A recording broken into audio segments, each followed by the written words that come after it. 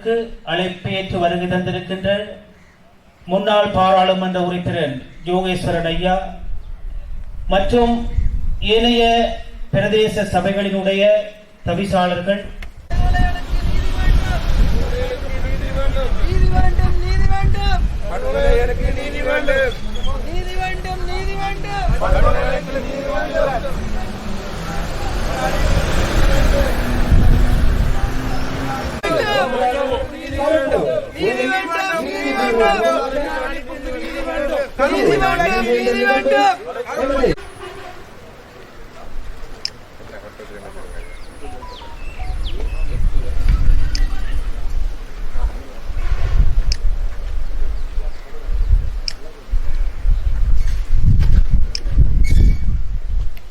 இன்று நாங்கள் விருட்சமாக வளர்ந்திருக்கிறோம்.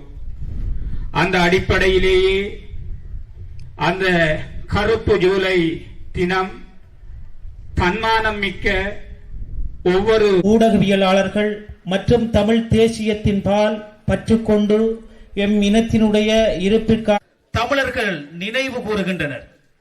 சிறுபான்மை இனம் மீது பெரும்பான்மை இனம் நடவடிக்கையின் அடையாளமாக 1983 ஆண்டு ஜூலை கலவரம் மேற்கொலை செய்வதற்காக பேரினவாத சக்திகளால் நடைமுறைப்படுத்தப்பட்ட ஒன்றாகும்.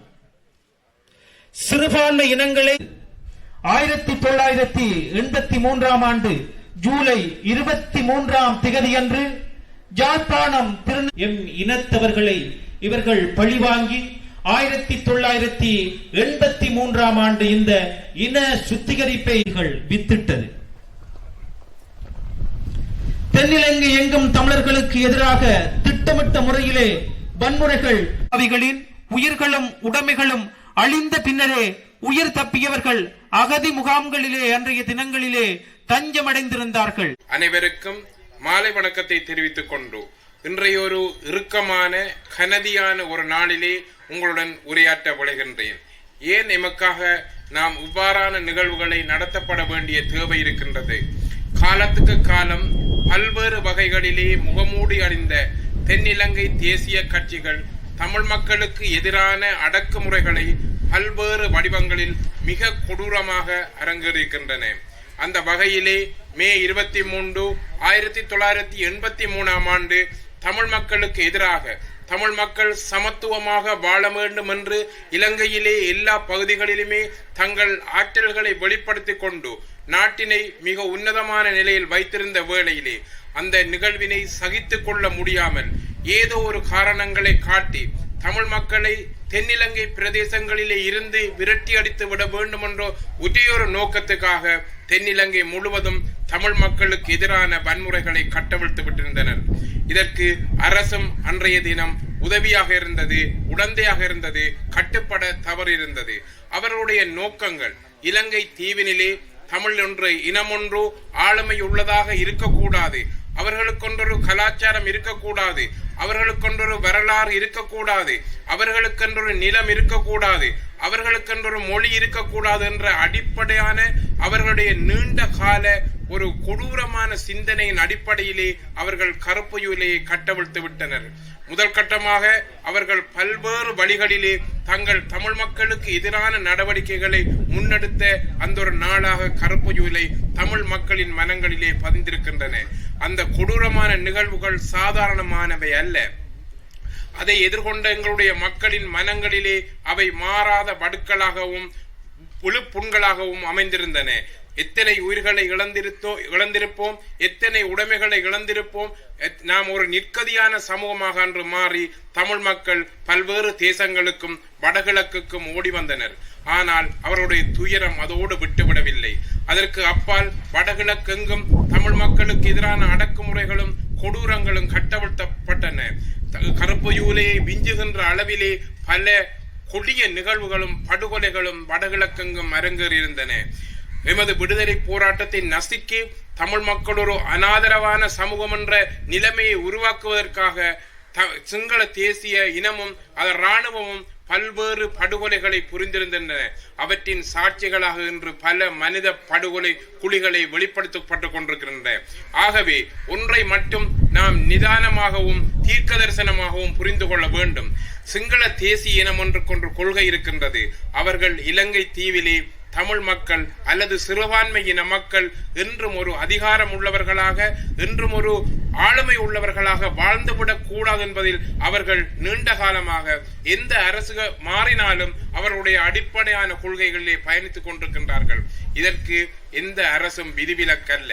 ஆகவே கடந்த காலங்களிலே தமிழ் மக்களுக்கு எதிராக நடந்த இவ்வாறான படுகொலை நிகழ்வுகள் பல்வேறு வடிவங்களிலே படுகொலைகளாகவும் பல இழப்புகளை சந்தித்து பல்வேறு வடிவங்களிலே அரசியலை அழிப்பதாகவும், அவர்களுடைய ஆளுமையை அழிப்பதாகவும், கலாச்சாரத்தை அழிப்பதாகவும், மொழியை அழிப்பதாகவும் மாறிக்கொண்டிருக்கின்றது.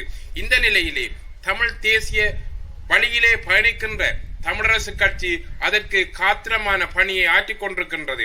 அந்த வகையிலே எதிர்கால சந்ததியினருக்கு நாம் மிக முக்கியமான ஒரு செய்தியை கொண்டு செல்ல வேண்டிய பொறுப்பு இருக்கின்றது. எமது சமூகம், எமது இனம் ஒரு ஆளுமையுள்ள இனம். இலங்கை தீவினிலே நாம் பாரம்பரிய இனம். நமக்கென்றொரு நிலப்பரப்பு இருக்கின்றது, நமக்கென்றொரு மொழி இருக்கின்றது. மிக ஆளுமையான, மிக தேர்ச்சியான, மிக பழமையான மொழி இருக்கின்றது. அவற்றை கட்டி காப்பாற்ற வேண்டிய பொறுப்பும், எமது அரசியல் அதிகாரத்தை பேணி பாதுகாக்க வேண்டிய பொறுப்பும், தமிழ் மக்களுக்கு எதிராக ஏற்படுகின்ற எல்லா படுகொலைகளுக்கு அல்லது எல்லா வன்முறைகளுக்கு எதிராக போராட வேண்டிய பொறுப்பும் எமக்கு இருக்கின்றது. அந்த வகையிலே தமிழரசு கட்சி பயணித்துக் கொண்டிருக்கின்றது. ஆனால் சர்வதேச சமூகம் பல இடங்களிலே எமது இனத்துக்கான குரல்களை செவிசாத்தி இருக்கவில்லை. பேரினவாதத்துடன் இணைந்து கொண்டு எமது போராட்டத்தை நசித்திருக்கின்றது. எமக்கு எதிராக பல படுகொலைகள் நிகழ்த்தப்பட்டு பல மனித படுகொலைகள் நிகழ்த்தப்பட்ட மயான பூமியாக இன்று வடகிழக்கு இருக்கின்ற பொழுதும் எமக்கு நியாயமான தீர்வு இன்னும் கிட்டிருக்கவில்லை. அதற்கான அரசியல் உரிமை கூட நாம் பெற்றிருக்கவில்லை. காலத்துக்கு காலம் பல்வேறு வகையான ஏமாற்றங்களையும் பல்வேறு வகையான இழுத்தடிப்புகளையும் நாம் எதிர்கொண்டு வந்திருக்கின்றோம். பொருளாதார ரீதியிலும் கூட எமது சமூகம் மிக மிக பலவீனமாக்கப்பட்டிருக்கின்றது. ஆகவே நாம் மிக தெளிவாக முடிவெடுத்து மிக தெளிவாக சிந்தித்து எமது தமிழ் தேசிய பயணத்தை கொண்டு செல்ல வேண்டிய பொறுப்பு இருக்கின்றது. உண்மையிலே கருப்பு ஜூலை தமிழ் மக்களுக்கு வரலாற்றில் ஏற்பட்ட மறக்க முடியாத படுவாகும். அந்த நிகழ்வு நாம் ஒரு நிகழ்வாக மட்டுமல்லாது எமது இளைஞர்களுக்கு சிங்கள பேரினவாதம் எவ்வாறு எதிர்காலத்தில் நடந்து கொள்ள போகின்றது என்பதற்கான ஒரு அடிப்படையான விடயமாக கொண்டிருந்தது. தொடர்ச்சியாக அதற்கு மட்டுமல்லாது அதற்கு அப்பாலும் கூட தமிழ் மக்கள் எவ்வாறு பல வகையான இன்னல்கள் எதிர்கொண்டார்கள், படுகொலைகள் எதிர்கொண்டார்கள் என்ற விடயங்களை இளைய சமுதாயத்துக்கு கொண்டு செல்ல வேண்டிய பாரிய பொறுப்பாக இந்த கருப்பு யூலையை நாம் கொண்டு செல்ல வேண்டிய விடயமாக இருக்கின்றோம். இது ஒரு கருப்பு தின யூலை நிகழ்வாக மட்டும் அனுஷ்டிக்காமல் எமது இனத்தின் ஒரு வரலாற்று நிகழ்வாக, எமது இனத்தின் விடுதலைக்கான ஒரு போராட்டமாக நாம் இதை மாற்றியமைக்க வேண்டிய பொறுப்பும் இருக்கின்றது. ஆகவே அன்பான தமிழ் மக்களே, அன்பான உறவுகளே, அன்பான தமிழரசு கட்சியின் உறுப்பினர்களே, நீங்கள் எல்லோரும் இணைந்து கொண்டு தமிழ் தேசியத்தை கட்டி காப்பதற்காக எமது பேரினவாத சக்திகளுடன் தொடர்ந்து போராடுவதற்கான உறுதியான மனதுடன் செயற்பட வேண்டும். காலத்துக்கு காலம் பல்வேறு விடயங்களிலே பல ஆயுத குழுக்கள், பல ஒட்டுண்ணி குழுக்கள், பல ஊர்காவல் படை என்ற அடிப்படையிலே தமிழ் தேசம் சிதைக்கப்பட்டிருக்கின்றது, தமிழினம் அழிக்கப்பட்டிருக்கின்றது. அவ்வாறான விடயங்களை கடந்தும் இன்று தமிழ் இனம் எழுந்து நிற்கின்றது என்றால் உங்களுடைய உறுதியான நிலைப்பாடுதான் அதற்கு காரணம். இத்தோடு நாம் விட்டுவிடாமல் எமது போராட்டத்தை, ஆயுத போராட்டம் நடந்தது, அகிம்சை போராட்டம் நடந்தது, 16 ஆண்டுகள் நாம் எந்த விடயங்களும் இல்லாமல் ஏமாற்றப்பட்டிருக்கின்றோம். ஆகவே நாம் இவற்றுடன் விட்டுவிடாது எவ்வாறு வீரியத்துடன் எமது உறவுகளுக்காக, எமது இனத்துக்காக போராட வேண்டும் என்ற ஒரு கட்டமைப்பை நாம் உருவாக்கி கொள்ள வேண்டும். தமிழினத்துக்கான விடுதலையை, தமிழினத்துக்கான உரிமையை, எமது நிலத்தை பாதுகாப்பதற்காக தொடர்ச்சியாக நாம் போராடி கொண்டு செல்ல வேண்டிய தேவை இருக்கின்றது. ஆகவே இவ்வாறான நிகழ்வுகள் கடந்த காலங்களில் ஏற்பட்ட மன வழக்குகளை நினைவு கூறுவதாக மட்டுமல்லாமல் எதிர்காலத்திலே எமது சந்ததியினருக்கு கொண்டு செல்கின்ற ஒரு செய்தியாகவும் எமது இனத்துக்கான போராட்டத்தை வலுப்படுத்துவதற்கான ஒரு நிகழ்வாகவும் அமைய வேண்டும்.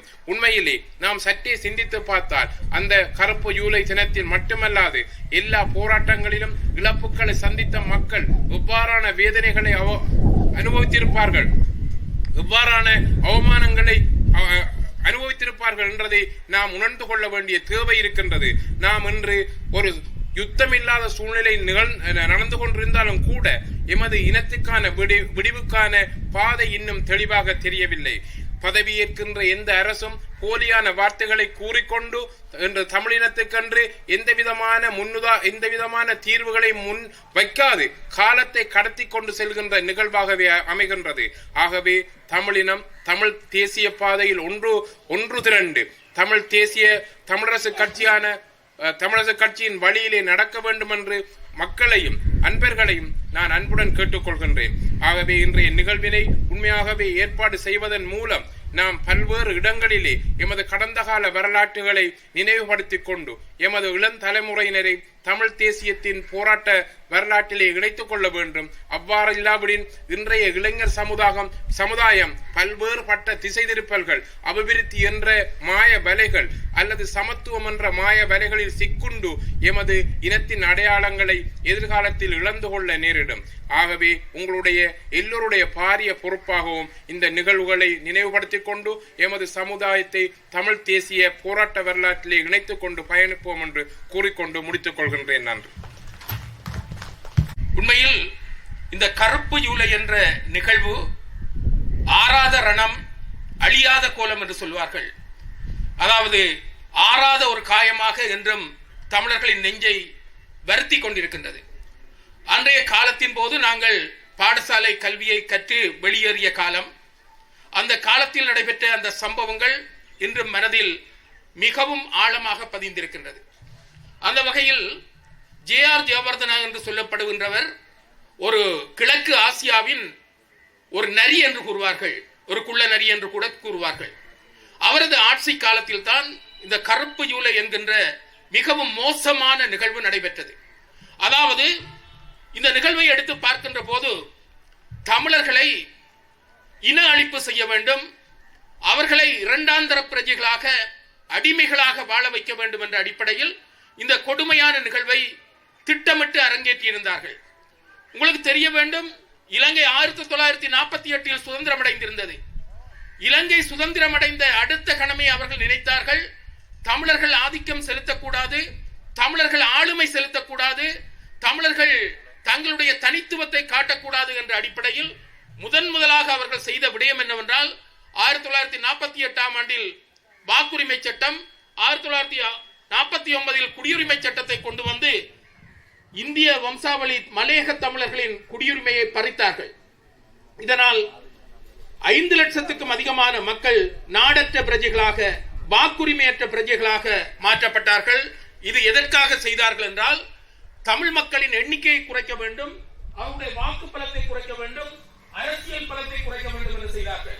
இதனை அடுத்து வந்த அரசாங்கங்கள் ஒவ்வொன்றும் தனிச்சிங்கள சட்டத்தை கொண்டு வந்து இது ஒரு தனிச்சிங்கள நாடு, தமிழர்களுக்குரிய நாடு அல்ல என்பதை காட்டுவதற்கு விளைந்தார்கள். அடுத்ததாக 1958 மோசமான ஒரு இனக்கலவரத்தை உருவாக்கினார்கள். ஆடி பண்டார் நாயக்கா அவர்கள் செய்திருந்தார். இதில் 300க்கும் மேற்பட்ட தமிழர்கள் படுகொலை செய்யப்பட்டிருந்தார்கள்.